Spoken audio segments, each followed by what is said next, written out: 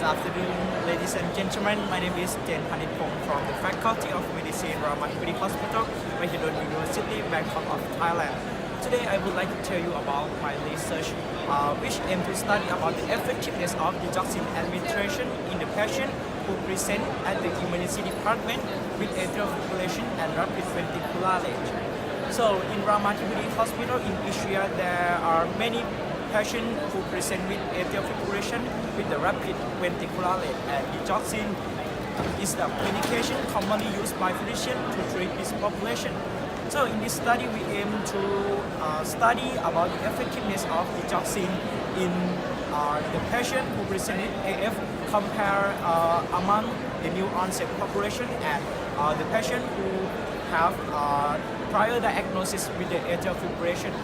We collect the data retrospectively from the electronic medical record of the Ramathibodi Emergency Department.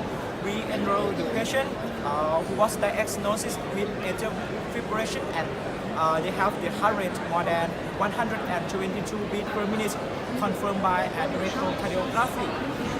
The parameters that collect include the age, gender, the status of the disease, new onset or chronic AF, the comorbidity and the vital sign before Digoxin administration.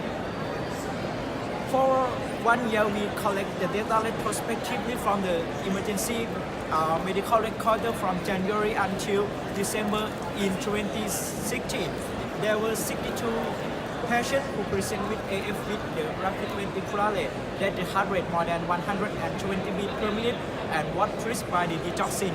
The 36 was divided into the new onset AF, that the first diagnosis, and 26 patients were the chronic AF, that prior diagnosis from this admission.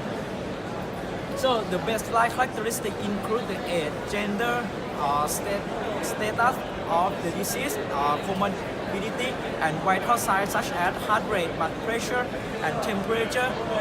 There was no statistical significance between the new onset and chronic population. After the patient was treated by the Digoxin administration, the primary outcome that we study about the different heart rate that compare before and after the drug administration, or we call the delta heart rate.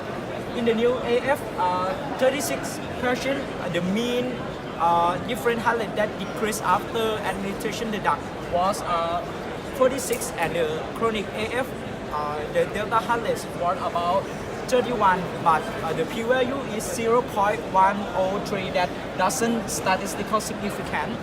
After that, we analyze the prognostic factor by the univariable and multivariable analysis.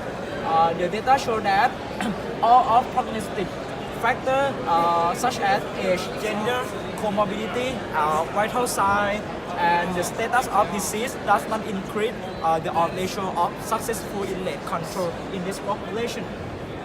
But in the patient who comorbid with the congestive heart failure, the data show the greatest odds ratio about 3.1. That tell us that the patient who have the AF and comorbidity with the congestive heart failure, Digoxin administration may increase the successful rate in control the heart rate if the patient have the rapid ventricular rate, that the heart rate more than 120. So for conclusion, that Digoxin administration in new onset and chronic AF population, there was no statistical significance, but may be helpful in the AF patient who comorbid with the congestive heart failure. Thank you.